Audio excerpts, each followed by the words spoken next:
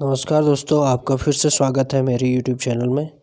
तो आज हम बात करेंगे सूर्यताप और ऊष्मा बजट या ऊष्मा संतुलन पे, जो कि बहुत महत्वपूर्ण ये टॉपिक है कक्षा 11 का। तो चलिए जानते हैं सूर्यताप और ऊष्मा संतुलन को। तो आपके सामने लिखा है सूर्यताप और तापमान, ठीक है।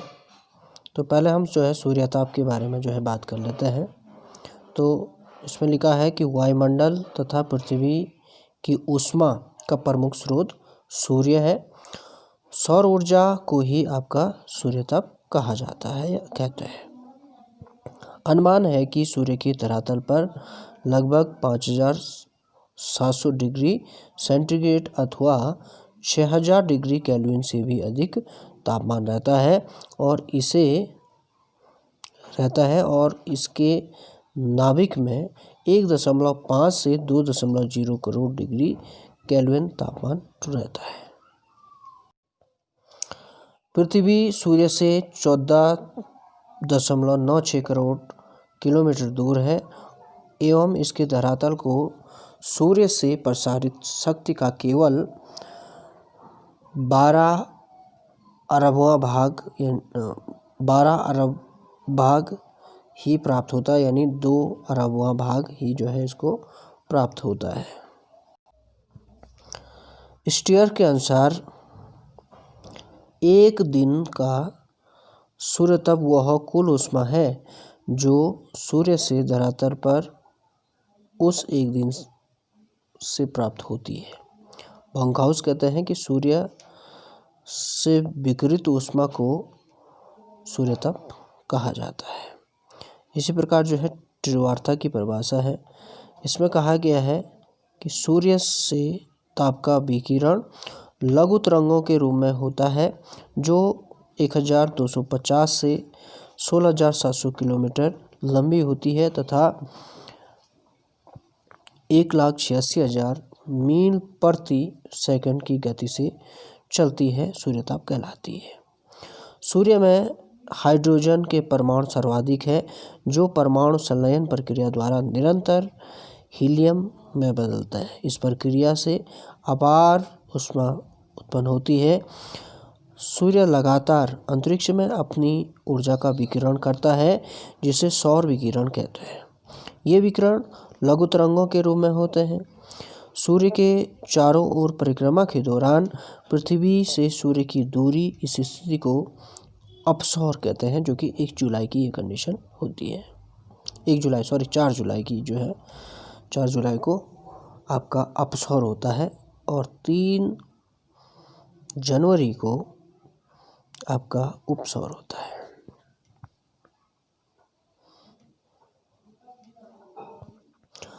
अब बात करते हैं सूर्यताप को प्रभावित करने वाले कारकों की। तो पहला इसमें कारक है आपका अक्षांशीय वितरण, ठीक है।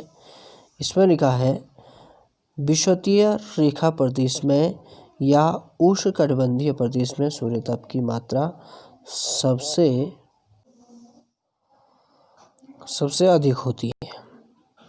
अगला लिखा है कि ध्रुवीय प्रदेशों की ओर क्रमशः कम होती जाती है, ठीक है। सूर्यताप ध्रुवीय प्रदेश में 40%,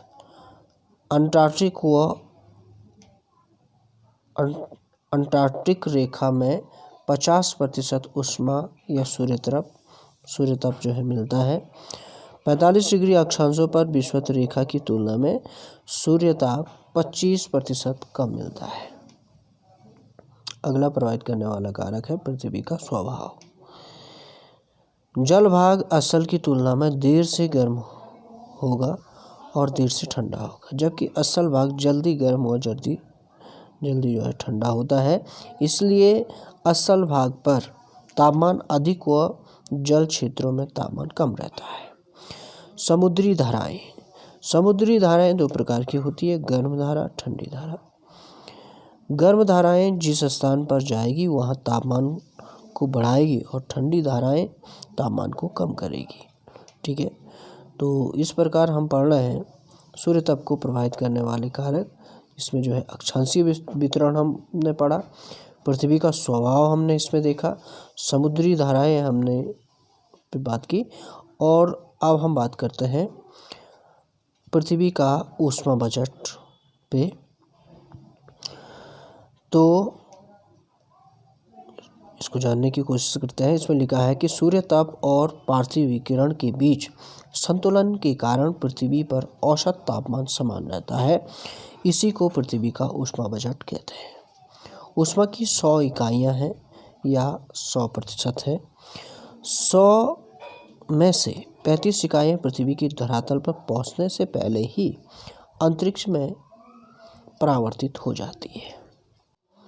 जो ये 35 इकाइयाँ परावर्तित होती है, ये धूल कण, मिट्टी के कण, परागकण इत्यादि से जो है परावर्तित होती है। 35 इकाइयों में से 6 इकाइयाँ वायुमंडल की ऊपरी परत से परावर्तित व प्रकीर्ण होती है। 35 में से 27 जो इकाइयाँ हैं वो बादलों के ऊपरी छोर से परावर्तित होती है, और 35 में से 2 इकाइयाँ हिमाच्छादित प्रदेशों से परावर्तित होकर वापस लौट दी जाती है। ठीक है। इस प्रकार सौर विकिरण के इस परावर्तित भाग को पृथ्वी का एल्बेडो कहते हैं, जो कि आपका 35 है।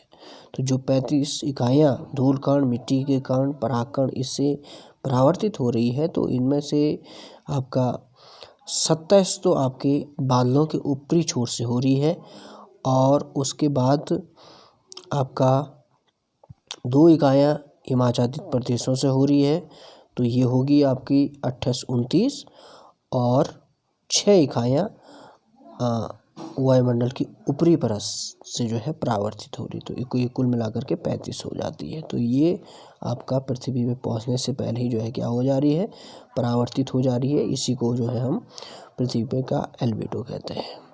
शेष अब 65 इकाइयाँ बच जाती हैं। ये 65 इकाइयाँ जो है पृथ्वी द्वारा अवशोषित की जाती हैं। अब इसको देखते हैं कि कितना % किस भाग द्वारा अवशोषित होता है। 65 में से 14 जो इकाइयाँ होती है वायुमंडल के द्वारा जो है अवशोषित हो जाती है, और 51 इकाइयाँ पृथ्वी के द्वारा अवशोषित होती है। 65 में से 14 इकाइयाँ क्या हो रही है, वायुमंडल के द्वारा अवशोषित हो रही है, और बच जाती जो 51 इकाइयाँ वो पृथ्वी द्वारा अवशोषित होती है। 51 इकाइयों का पुनः पार्थिव विकिरण द्वारा इनको जो है लौटा दिया जाता है, 51 इकाइयों को, जो कि पृथ्वी द्वारा अवशोषित हो रही है।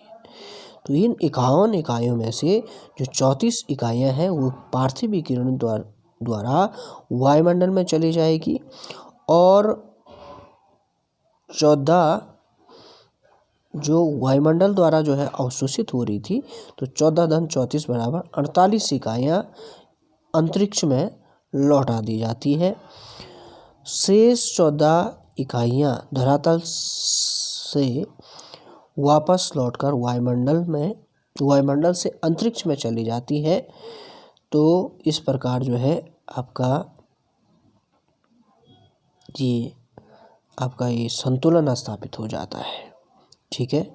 हमारी जो 35 इकाइयाँ थी वो जो है पहले ही जो है आपका वायुमंडल के ऊपरी परत द्वारा, बादलों के ऊपरी छोर द्वारा, हिमाच्छादित प्रदेश द्वारा जो 35 इकाइयाँ परावर्तित हुई पहले ही, जो पृथ्वी पे आने से पहले ही, ठीक है, उनका संतुलन हो गया। जो नीचे आई वो फिर ऊपर चलेगी, और जो 65 बच जाती है तो इसमें जो है 14 इकाइयाँ वायुमंडल द्वारा जो अवशोषित हो रही थी वो जो है अवशोषण के बाद फिर वापस चली जाती है। फिर बच जाती है 51 इकाइयाँ। 51 इकाइयाँ पार्थिव विकिरण के रूप में जो है पृथ्वी जो है जब इनका अवशोषण करती है 51 का, तो इनका फिर जो है पार्थिव विकिरण जो है हो जाता है। ठीक है।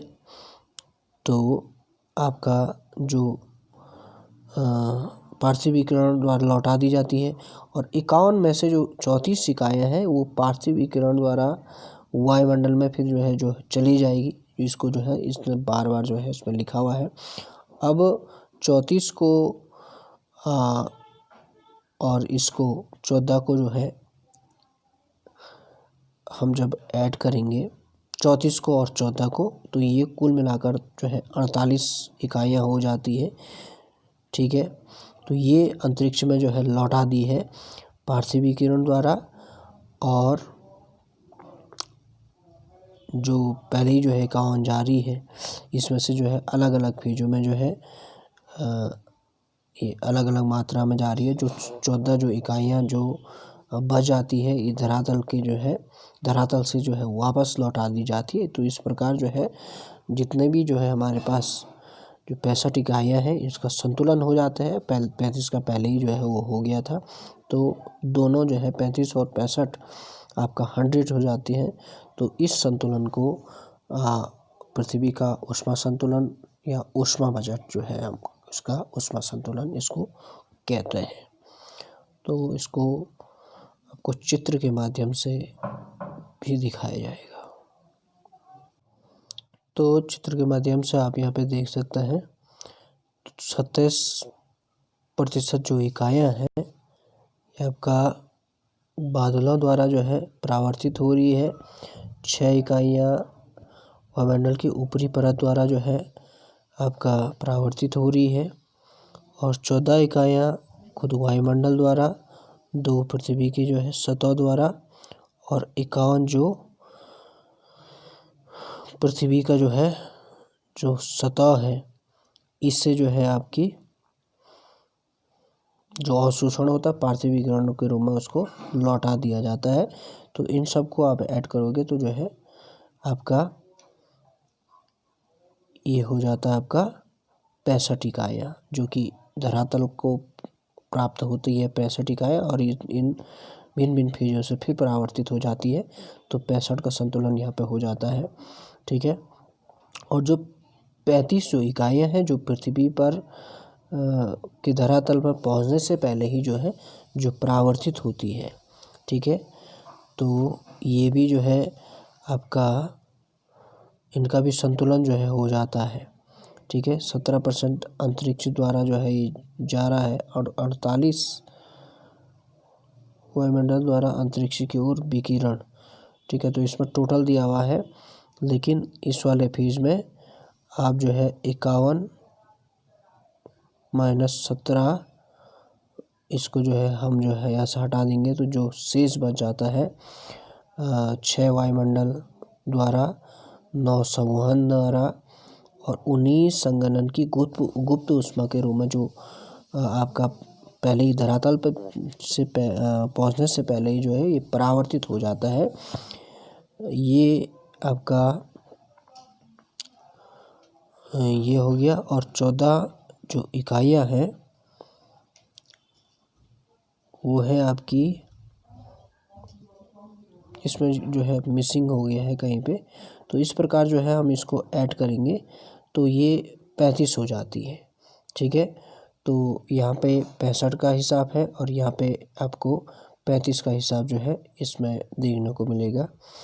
तो इस प्रकार जब जो है 35 इकाई जो मैंने आपको लिटरेचर में भी बताया था कि 35 इकाइयाँ किन किन माध्यमों से परावर्तित होती है, जो कि पृथ्वी को एल्बेडो कहलाता है। और जो आपका 65 जो धरातल पर आता है उसमें जो है आपका 17 एक है, 14 एक है, और 51 एक है। इसका संतुलन में मैंने आपको बताया।